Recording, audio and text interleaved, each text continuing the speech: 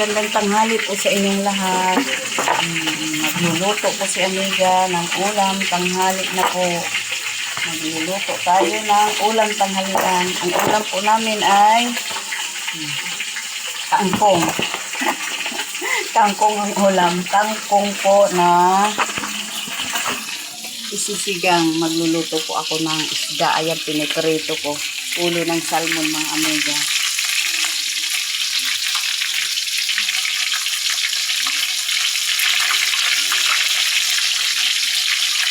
Piniprito ko muna siya bago ko siya igisa mamaya.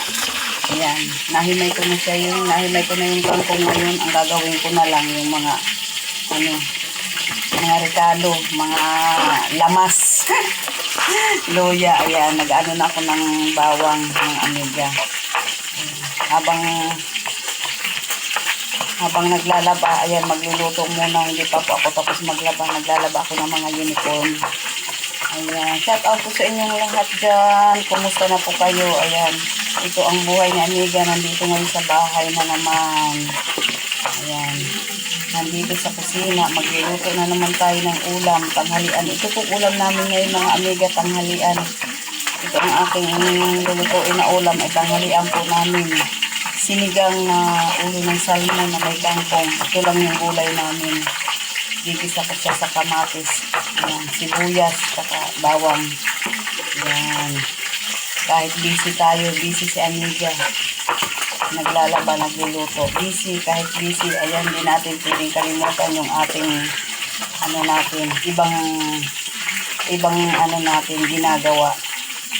Para mayroon tayo may upload, para tuloy-tuloy ang pag-angat. Ayan, maraming salamat po sa inyong suporta. Ayan, isa-shout out po pala yung nagpalo sa akin. Ayan, maraming salamat po. Pinalo niyo po ako sa in-upload kong ulam na nagluluto ako ng adobong baboy. Maraming salamat po sa iyo. Ayan.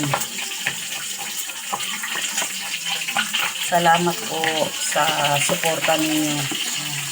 Tuloy-tuloy lang, ipagpatuloy lang kahit busy sa bahay, kung saan man may ginagawa. Ilang araw si Amiga busy, laging punta sa school, mag-meeting, ayan. Ngayon naman dito sa bahay magluluto. Kahit busy, ayan, hindi ko po kayo makakalimutan. Makipag-engage pa rin tayo kahit tayo busy, diba? Kahit busy. Sabi nga ng anak ko, magluto ka naman. Puro ka cellphone.